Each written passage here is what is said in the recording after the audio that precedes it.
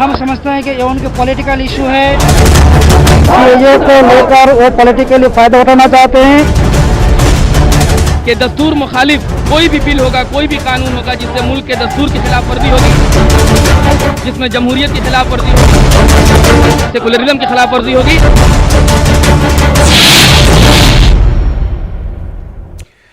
नाज़रीन आदाब, न्यूज़ 18 उर्दू में आपका इस्तकबाल है। मैं हूं विसाल आजम और आप देख रहे हैं खबर खास। खबर खास में आज बात करेंगे बंगाल की। जी हां, बंगाल में पूरा माहौल जो है वो इंतखाबी हो रहा है।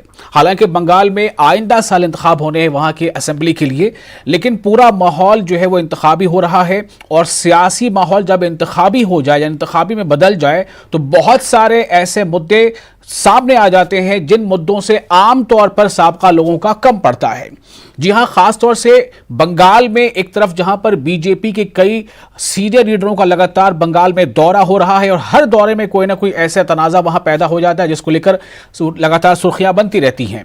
बंगाल में याद होगा जब खास तौर से सीए एनआरसी को लेकर के मुल्क भर में तहरीक चल रही थी तो खुद ममता बनर्जी ने सड़कों पर आकर न सिर्फ कोलकाता में बल्कि बंगाल के कई शहरों में, कई अजला में पद यात्राएं की थी, रैलियां की थी। और एक बार फिर से वहां चूंकि इंतखाबी माहौल बनता जा रहा है, ऐसे में बीजेपी के कई लीडरों का जब दौरा हुआ तो उन्होंने सीएए एनआरसी को लेकर बयानबाजी की है। और इस बयानबाजी के बाद फिर से एक बार सीएए एनआरसी को लेकर हलचल तेज हो गई है।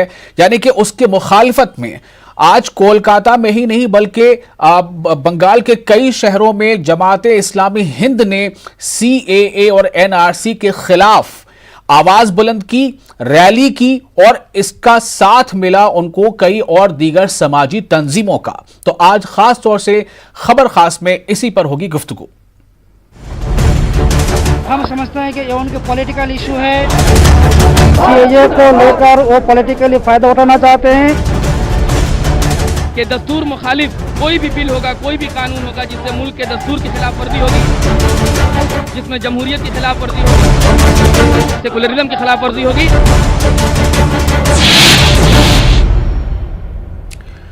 तो आज जो नजारा कोलकाता की सड़कों पर दिखा वो नजारा दिखा एक आवाज बुलंद करने का, एक ऐसे कानून के खिलाफ जिसको लेकर पूरे मुल्क में कुछ महीनों पहले तक लगातार, काफी लंबे अरसे तक लगातार इसको लेकर के मुजाहरे होते रहे, इसके खिलाफ आवाजें उठते रही, न सिर्फ मुल्क में बल्कि बैरून मुल्क में भी कई जगहों पर इसके खिलाफ, यानी जो लोग भी सीएए एनआरसी की मुखालफत कर रहे थे उनकी हिमायत में बैरून मुल्क में भी आवाजें उठी थी। लेकिन अब सवाल यह पैदा होता है कि आखिर फिर अचानक ऐसा क्या हो गया कि कोलकाता में या बंगाल में कह लें कि एक खास तंजीम को या दूसरी दीगर तंजीमों को इसके खिलाफ फिर से सड़कों पर आना पड़ रहा है। हम इस बात को जानने की कोशिश करेंगे। हमारे साथ इस पूरे आधे घंटे में कई खास मेहमान भी जुड़ेंगे, हमारे नुमाइंदा भी जुड़ेंगे। लेकिन सबसे पहले आज हम आपको दिखाते हैं कि आज कोलकाता में जो एक रैली हुई, एक जुलूस की शक्ल में लोग सड़कों पर आए, तो उनकी आवाज किस बात को लेकर उठ रही थी और वो क्या मुतालबा कर रहे थे, पहले आपको हम ये दिखाते।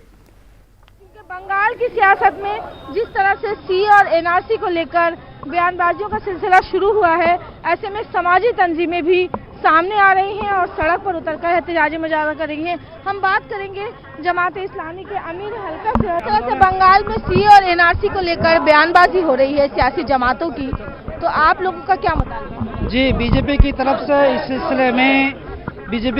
इस सिलसिले में फिर सीएए को इशू बनाने की कोशिश है। बंगाल में इलेक्शन को सामने रखते हुए हम समझते हैं कि ये उनके पॉलिटिकल इशू है, वो आवाम की मसला को हल करना नहीं चाहते हैं। सीएए को लेकर वो पॉलिटिकली फ़ायदा उठाना चाहते हैं और हिंदू मुसलमानों में तफरीका पैदा करने की एक इशू जो वो सामने लाना चाहता है। हम बंगाल के आवाम से ये अपील करना चाहते हैं कि सीएए को बंगाल की आवाम खारिज करें और हुकूमत पर हम दबाव डालें कि वो सीएए को किसी भी हाल में वापस लेने पर मजबूर हो। वज़ीर आला ममता बनर्जी ने भी कहा है कि सीए जो है वो गुमराह कुन है और उन्होंने भी एक तरह का बयान दिया है, तो आप ममता बनर्जी के बयान से मुतमईन हैं?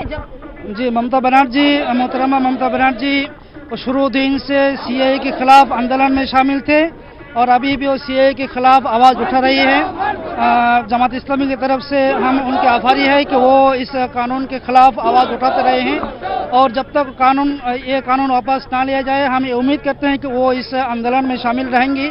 आज की रैली का खास मुद्दा ये है कि हमारे मुल्क के अंदर किसानों के खिलाफ जो बिल पास किया गया है, जो अब कानून की शक्ल इख्तियार कर लिया है, उसके खिलाफ और किसानों की जो तहरीक चल रही है उसके साथ इजहार यकजहती के लिए, और साथ ही साथ हमारे जेपी नड्डा साहब ने, विजय वर्गीय साहब ने और इस तरह के लोगों ने, बीजेपी के आला ओहदेदार ये बंगाल में आकर फिर से सीए के नाम पर सियासत शुरू कर रहे हैं। तो उन्हीं को दरअसल इस रैली के जरिए हम ये पैगाम देना चाहते हैं कि दस्तूर मुखालिफ कोई भी बिल होगा, कोई भी कानून होगा जिससे मुल्क के दस्तूर की खिलाफ वर्जी होगी, जिसमें जमहूरियत की खिलाफ वर्जी होगी, सेकुलरिज्म की खिलाफ वर्जी होगी, तो यहाँ के लोग मैदान में उतरेंगे, रास्ते पर उतरेंगे। इससे पहले सीए की तहरीक मगरबी बंगाल में बहुत जोरों से चल रही थी और आज भी जब इस तरह की बात आई है तो मगरबी बंगाल की सड़कें फिर से गवाह होने जा रही हैं। ममता बनर्जी भी सीए के खिलाफ उन्होंने बनगांव में एक बयान दिया था और कहा था कि बंगाल में एनआरसी नहीं हो सकता, तो आप क्या कहेंगे, ये बयान ही काफी है या मुतमईन है जमात इस बयान? सबसे पहले तो हम शुक्रिया अदा करेंगे मोहतरमा वजीर आला का कि उन्होंने कम से कम बयान तो दिया, लेकिन इसके साथ ही साथ ये सिर्फ बयान से नहीं होगा बल्कि इसके ताल्लुक से अमली इकदाम करने की जरूरत है। इसके ताल्लुक से अल्हम्दुलिल्लाह इससे पहले हमारी वजीर आला ने असेंबली में ये भी पास किया था, उसके लिए भी हम लोगों ने उनका शुक्रिया अदा किया था। लेकिन अब इस तरह के जो हालात आ रहे हैं आइंदा 2021 इलेक्शन को सामने रखकर, उसमें इस तरह की जो बातें आ रही हैं उसके खिलाफ तमाम अवाम को मैदान में आने की जरूरत है। ये एहतजाज सिर्फ कलकत्ता में नहीं हो रहा है बल्कि कल 10 दिसंबर से पूरे रियासत में दीगर जगहों पर ये तहरीक जो है काफी तेजी के साथ। तो आप देख सकते हैं कि किस तरह से जमात की ये रैली निकाली गई है और रैली में बड़ी तादाद में लोगों ने शिरकत की है। हालांकि पुलिस की तरफ से ज्यादा लोगों को रैली में शामिल होने की इजाजत नहीं दी गई, लेकिन इसके बावजूद खवातीन भी इस रैली में शामिल है और सीए और एनआरसी के खिलाफ नारे लगा रहे हैं। और एक बार फिर इनका यही मुतालबा है कि सीए और एनआरसी के ताल्लुक से जो आवाम के मुतालबात हैं, जो सीए मुखालिफ तंजीमें जो मुतालबा कर रही हैं, उन मुतालबात को तस्लीम किया जाए। कैमरामैन शुभेंदु के साथ शबाना एजाज, न्यूज़ 18 उर्दू। तो आपने ये एहतजाज जो हुआ है रैली की शक्ल में, हालांकि कोरोना का ये दौर चल रहा है लेकिन उसके बावजूद अगर इसमें शिद्दत आ रही है इस एहतजाज में और इसके खिलाफ जो आवाज़ें उठ रही हैं तो वो क्यों है, लोग क्यों एक तरह से ख़तरा मोल ले रहे हैं। हालांकि वहाँ पर पुलिस यानी सिक्योरिटी के बहुत सख्त बंदोबस्त किए गए थे। इस बारे में कई सवालात हैं, हम जानना चाहेंगे, इसका जवाब हमारे साथ है खालिद इबादुल्ला जो लीडर हैं टीएमसी के, तृणमूल कांग्रेस के, और अरशद आलम लीडर हैं बीजेपी के, शादाब मासूम ये जमात इस्लामी के रुकन हैं और शबाना हमारे साथ मौजूद हमारे नुमाइंदा। शबाना, सबसे पहले मैं आपके पास आ रहा हूं ये सवाल लेकर कि क्या ये रैली का इख्तिताम हो चुका है, और दूसरा ये कि क्या ये रैली सिर्फ कोलकाता में हुई या मगरबी बंगाल के दूसरे शहरों या दूसरे अजला में भी हुई, और किन किन और तंजीमों का इस रैली में की शमूलियत थी? शबाना। बिल्कुल, रैली का अख्तिताम हो चुका है क्योंकि दोपहर के वक्त ये रैली निकाली गई थी और कोरोना बुहरान है, ऐसे में ज़्यादा देर तक रैली की इजाज़त नहीं मिली थी। बहरहाल रैली का अख्तिताम हुआ है और ये रैली कोलकाता में आज निकाली गई है। हालांकि जमात की जानिब से 10 रोज़ा हुकूक इंसानी के तहफ़्फ़ुज़ के लिए 10 रोज़ा 10 दिसंबर से ही, गुज़िश्ता कल से ही 6 रोज़ा एक प्रोग्राम की शुरुआत हुई है। लेकिन सीए और एनआरसी के लिए आज जमात के लोग सड़क पर उतरे थे और कोलकाता में ये रैली थी और बंगाल के मुख्तलिफ जिलों से लोगों ने इसमें शिरकत की थी और मुख्तलिफ तंजीमों के लोग भी इसमें शामिल थे। लेकिन आज की रैली में किसी जमात या तंजीम का बैनर नहीं लगाया गया था। जमात इस्लामी के बैनर तले मुख्तलिफ मज़ाहिब के लोग भी आज की रैली में देखे गए थे। जी तो अब मैं शबाना, आप हमारे साथ बने रहे, मैं आपके पास आता हूँ। खालिद इबादुल्ला है टीएमसी के लीडर और जमात इस्लामी के शादाब मासूम है। शादाब, मैं सबसे पहले आपके पास आ रहा हूँ। एक अरसा हो चुका, यानी कि कुछ काफ़ी महीनों पहले इसको लेकर जोरदार तहरीक मुल्क में ही नहीं बल्कि मुल्क के बाहर भी चल रही थी सीए और एनआरसी के खिलाफ, लेकिन अचानक फिर से जमात इस्लामी हिंद को दीगर तंजीमों के साथ मिलकर सीए एनआरसी के खिलाफ आवाज़ उठाने की ज़रूरत क्यों महसूस हुई?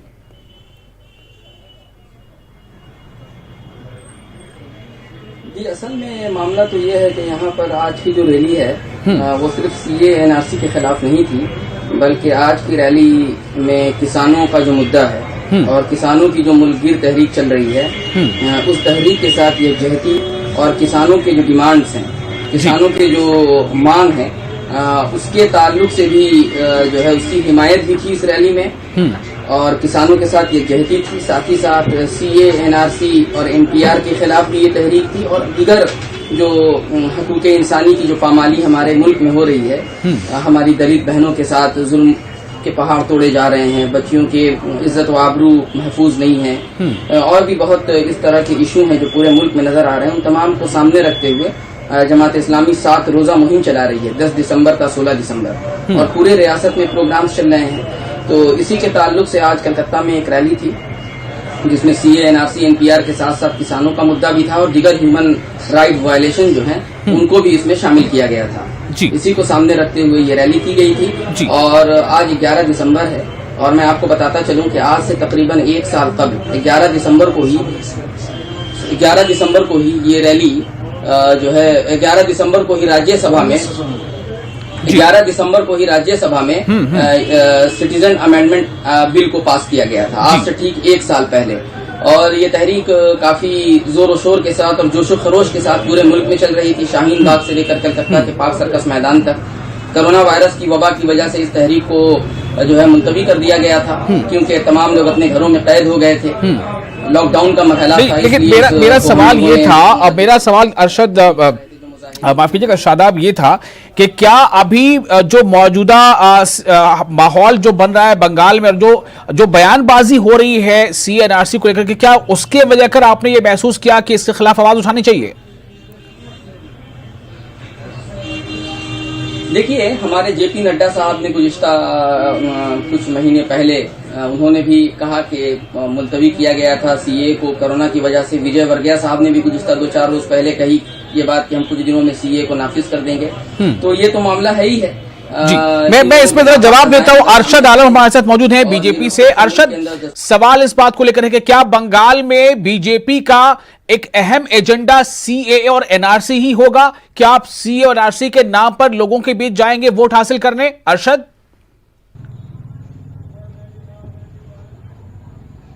जी, मैं उनकी भी बात सुना हूँ जी और आपकी सवाल को सुन लिया हूँ।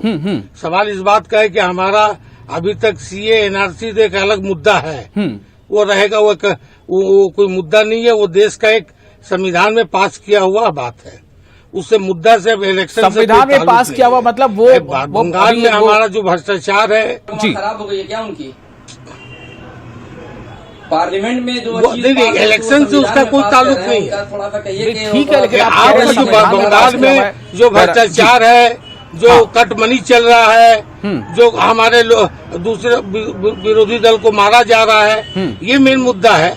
नहीं तो वो नहीं है जो अभी जो वहाँ रैली हुई है वो इस बात को लेकर हुई है कि अब बीजेपी के बड़े लीडर वहाँ आ रहे हैं और ये कह रहे हैं कि सीए को हम जनवरी से नाफिज करेंगे। को भी कुछ पैसा दे के रैली करवा दे, नहीं, आप किसी को कुछ पैसा दे के कुछ खर्च करके 2-4 हजार 500 लोगों को रैली करवा दे, इससे कुछ नहीं होने वाला। मुद्दा को घुमाने वाली बात है। सीए एनआरसी अपनी जगह है, उसका कोई, लेकिन जो बंगाल में ये देख रहे हैं कि हम टीएमसी समझ गई है कि हमारे पैरों के नीचे जमीन पैसा देकर टीवी पे बैठा दे किसी को। नहीं, सुनिए सर, हम जब बोल रहे हैं तो आप बीच में नहीं बोले। नहीं, लेकिन आप बोलने का मतलब है कि आप कुछ भी तो नहीं बोलेंगे ना। अगर आप कह रहे हैं पैसा लिया गया तो बताइए किसने पैसा दिया, किसको पैसा दिया। उठ पटांगा आप बात नहीं कर सकते। बोल रहे थे तो आप जब बोल रहे थे तब हम उसी ने सुन रहे थे। बीजेपी ये काम करती है, खामोश रहे। बीजेपी ये काम करती है, सहन शक्ति काम बीजेपी का है। जब बीजेपी ही पैसा देकर लोगों को टीवी पर भी बैठाती है। नहीं, सुनने की शक्ति रखे। वो रैली बीजेपी का क्या काम है ये हमसे बेहतर आप नहीं जानते हैं। भारतीय जनता पार्टी का क्या काम है ये हमसे बेहतर आप नहीं जानते हैं। हम 40 साल से भाजपा में हैं जी, हमसे बेहतर आप नहीं जानते। आप तृणमूल के बारे में बताइए क्या करते नहीं। दिल्ली इलेक्शन के भारतीय जनता पार्टी क्या करती है इसके बारे में आपको बताने की जरूरत नहीं है। हम राष्ट्रवाद थे, राष्ट्रवाद रहेंगे। हम एक संविधान, एक प्रधान, एक निशान हमारी लक्ष्य थी, उस लक्ष्य को हम पाएंगे। आप बीच में बोल के आप चैनल वालों का या सुनने वालों का समय नष्ट कर रहे हैं। जो लोग किसानों का नहीं हो सकते वो किसी का नहीं हो सकते। आप बीच में बोल के जो किसानों का नहीं हो सकता छुपा रहे हैं। आप बीच में बोल के अपना ऐप छुपा रहे हैं। तृणमूल कांग्रेस नहीं, यहाँ से जाने वाली है, पैसा देकर जमीन तो खिसक बीजेपी चुके का जो हैं, काम करने अब का वो तरीका कुछ है, भी उसी कर तरीके को आप दूसरे पर थोप रहे हैं। कोई भी बात उठा ले, बीजेपी का बंगाल तरीका की है आवाम, कि बंगाल जमीन की किसके नीचे से पब्लिक खिसक उसको गई माफ है, नहीं करेगी। किसके नीचे से अरशद जमीन आलम, खिसक गई है, मैंने ये आपसे अच्छे जो से पूछा पता है। था, इसको मेरा बोलना सीधा था। सवाल था, अरशद आलम बीजेपी के आप लीडर हैं, मैं आपसे पूछ रहा हूं क्या बंगाल इंतखाबात में सीएए एनआरसी के मुद्दे पर आप जाएंगे आवाम के बीच? साहब सुनने की ताकत रखी है, सादाब साहब सुनने की ताकत रखी है, सादाब साहब सुनने की ताकत रखी है। सिर्फ बोला नहीं जाइए, सुनिए भी, आप सुनने की ताकत आप रखिए, सुनने हम की लोग तो ताकत सुन रहे हैं। रखिए। देखिए आप प्लीज मेरी बात सुनिए अरशद साहब, मैं आपसे क्या पूछ रहा हूं अरशद साहब, क्या बीजेपी का ये एजेंडा है एनआरसी सीए बंगाल इंतखाबात में? खामोशी से सुन रहे थे, अरशद साहब आप बोल रहे थे तो हम खामोशी से ठीक सुन है, रहे थे। मैं थोड़ा, आप थोड़ा इनकी आवाज को कम कर सकते हैं पीसीआर में। मैं जा रहा हूं टीएमसी के लीडर के पास, हमारे साथ खालिद इबादुल्ला मौजूद हैं। खालिद इबादुल्ला साहब तृणमूल कांग्रेस के लीडर हैं। खालिद साहब मेरा सवाल ये है, क्या टीएमसी ने अपना स्टैंड सीए एनआरसी को लेकर चेंज किया है? क्या टीएमसी भी खुलकर, अगर बीजेपी के बड़े नेता इसके हक में बात कर रहे हैं कि जनवरी से या फरवरी से लागू करेंगे, तो क्या आप इसकी मुखालफत कर रहे हैं? क्या आपने आज की रैली की हिमायत की है?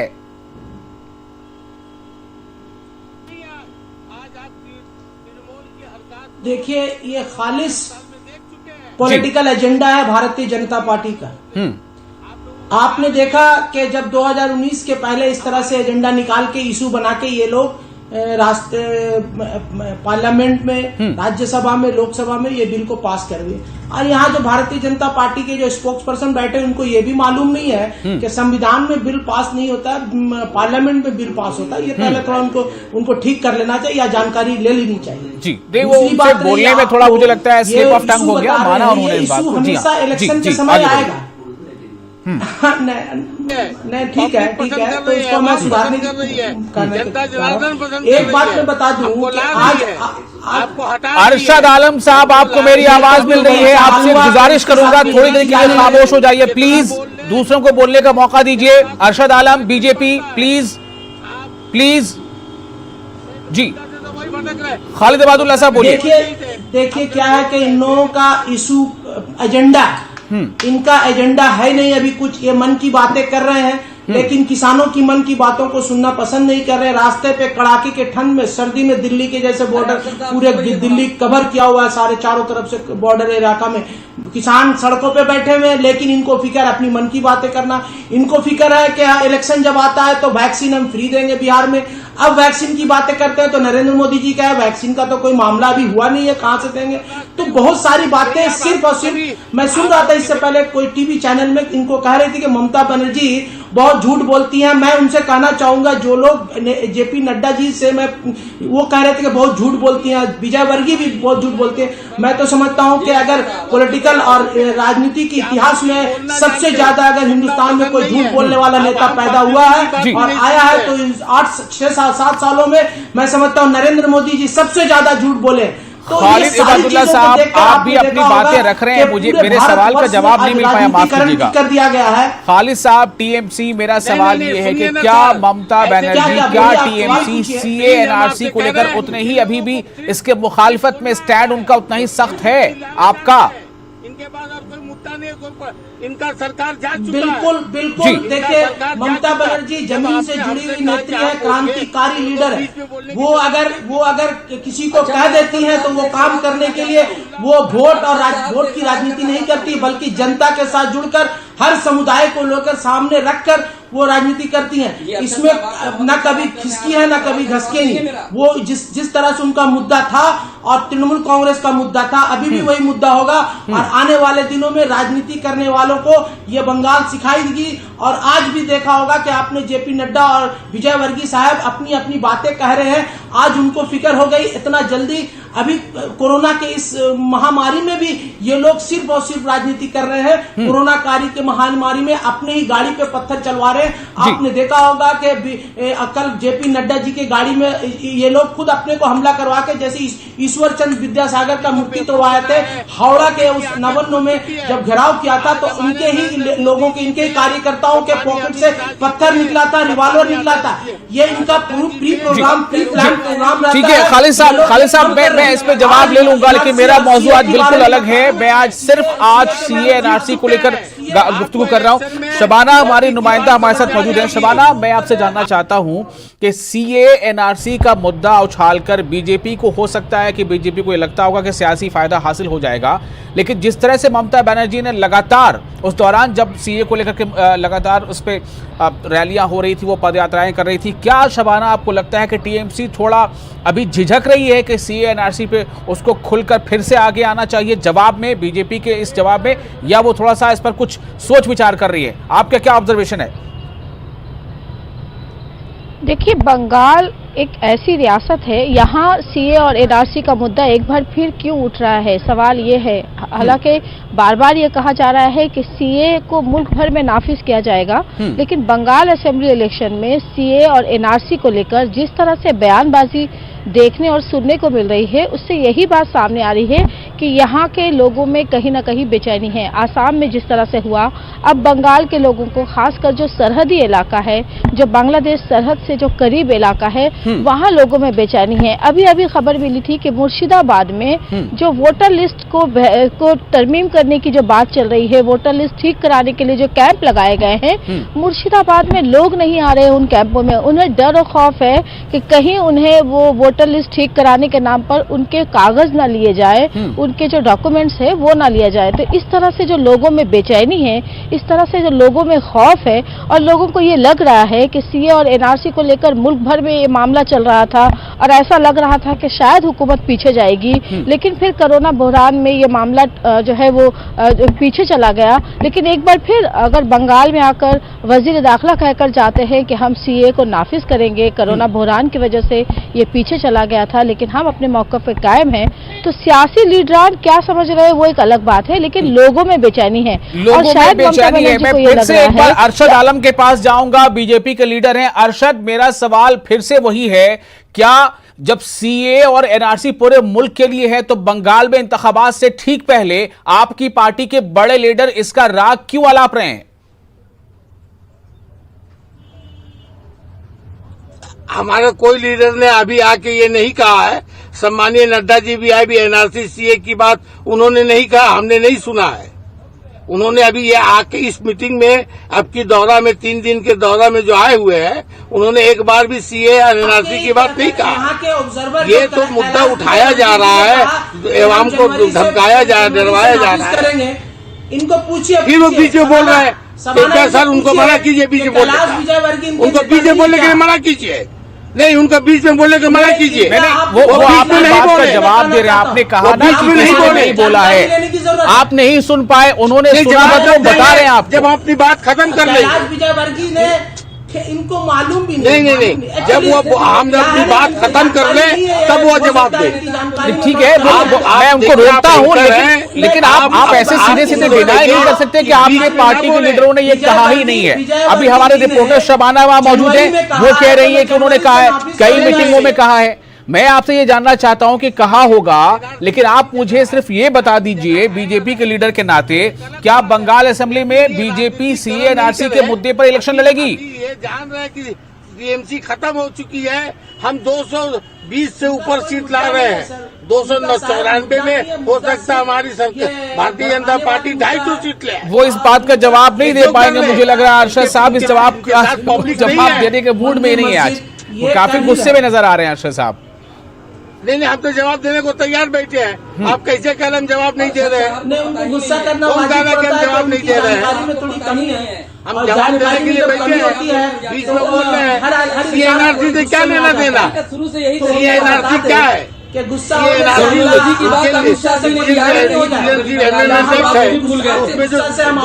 जो हमारे देश के लोग हैं वो लोग रहेंगे यहाँ पे, बात करने की उनको जरूरत तो कोई बात नहीं है। और अभी तो सीए एनआरसी हो भी नहीं रहा, भारतीय जनता पार्टी ने अभी सीए एनआरसी हो भी नहीं रहा। गरीबी के मुद्दा को ये तो बात की बात है, मुद्दा को छोड़कर वही बोलेंगे तो काम कीजिए, उन्हीं से पूछिए, उन्हीं से जवाब लीजिए, उन्हीं का बात सुनिए, उन्हीं से पूछिए, उन्हीं की बात सुनिए, उन्हीं का जवाब दीजिए। आप अगले को बोल रहे हैं, आपको मालूम ही नहीं है और आप डिबेट में आकर बैठ गए। आपके नीचे जमीन असल में भक्त कैसा होता है ना वो नजर आ रहा है। पास अब कोई शादाब मासूम साहब के पास आता हूँ। शादाब मासूम, मेरा सवाल आपसे ये होगा कि आज आपके जमात के बैनर तले ये रैली निकली थी, आपको कितनी दीगर तंजीमों का इसमें साथ मिला है और क्या जमात इस्लामी का ये मौक़िफ़ है, उसे यकीन है कि जो मौजूदा हुकूमत है जो टीएमसी की, वो इस मामले पर उतनी ही मजबूती से अड़ी रहेगी जैसा पहले ममता बनर्जी ने इसके खिलाफ रैलियां की हैं और पदयात्राएं की हैं?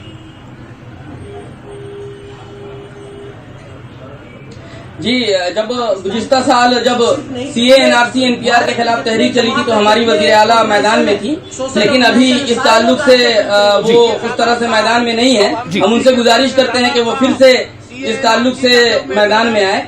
और हमारा मामला ये है कि हम टीएमसी क्या कर रही है और कांग्रेस क्या कर रही है, ये दीगर पार्टियां क्या कर रही हैं, क्या करेंगी, उससे हम लोगों को कोई खास मतलब नहीं है। हमारा डिमांड ये है कि जो भी पॉलिटिकल पार्टीज हैं, चाहे वो टीएमसी हो, चाहे कांग्रेस हो, चाहे लेफ्ट हो, जो भी सेकुलर पार्टियां हैं, वो मुत्तहिद होकर एक साथ आकर, टीएमसी हो, कांग्रेस हो, सीपीएम हो और जो भी पॉलिटिकल पार्टियां हैं, सब एक साथ आए और ये जो लोग फासिज्म इस मुल्क में फैला रहे हैं, जो किसानों के खिलाफ जुल्म कर रहे हैं, जो मुल्क के अंदर गैर दस्तूरी कवानीन को नाफिज कर रहे हैं, उनके खिलाफ मुत्तहिद हों। हम ममता बनर्जी से भी गुजारिश करेंगे, हम जो है मोहम्मद सलीम साहब और सीपीएम के जो लोग हैं उनसे भी गुजारिश करेंगे, अधीर रंजन चौधरी साहब से भी गुजारिश करेंगे कि आप लोग मिलिए और मुत्तहिद होकर इन फासिस्ट लोगों के खिलाफ खड़े होइए। जमात इस्लामी ये पैगाम आज के इस प्रोग्राम से दे रही है। आप जितना मुत्तहिद होगा, हमारा मामला ये है कि ममता बनर्जी ने किया था, हम उसके लिए शुक्रिया अदा करते हैं उनका, लेकिन हम ये नहीं करते कि हम किसी एक पार्टी पर भरोसा करके आगे बढ़ रहे हैं। किसी एक पार्टी पर हमें भरोसा नहीं है, चाहे वो सीपीएम हो, चाहे हम कह रहे हैं कि तमाम सेकुलर पार्टियां एक होकर इस तरह के बिल के खिलाफ आवाज उठाएं। सिर्फ इस तरह के बिल के खिलाफ नहीं, मुल्क के अंदर जो भी नाइंसाफियां हो रही है, दलितों के खिलाफ नाइंसाफी हो रही है, किसानों का मामला है, तमाम लोग मुत्तहिद होकर लड़ें, इत्तेहाद का सामना पेश करें। शादाब मासूम साहब, थोड़ा सा मैं अरशद आलम साहब को भी सुनना चाह रहा हूं। आपको कुछ नहीं मालूम है, अरशद आलम बीजेपी के लीडर, उनका कहना है कि टीएमसी इस मुद्दे को इनडायरेक्टली उछाल रही है और वो खास तबके को चाहती है कि वो थोड़ा डरे रहें और हमारे पास रहें, जो अरशद आलम का कहना है। अरशद आलम साहब, मैं आपकी बात समझ गया, लेकिन आप इस बात पे अगर आप ये कह रहे हैं कि आपके बड़े नेताओं ने ये कहा ही नहीं है, तो ये थोड़ी अपनी जानकारी दुरुस्त कर लीजिए। आपके कई पार्टी के बड़े नेताओं ने ये बात कही है। टीएमसी से मुझे फाइनल एक आंसर चाहिए खालिद इबादुल्ला साहब से। खालिद साहब, जो बात अभी अरशद मासूम, माफ कीजिएगा, शादाब मासूम कह रहे हैं कि जो लाइक माइंडेड पार्टियां हैं उन्हें एक साथ आना चाहिए, क्या ये मुमकिन लग रहा है इंतखाबात से पहले? छोटा सा जवाब चाहिए प्लीज।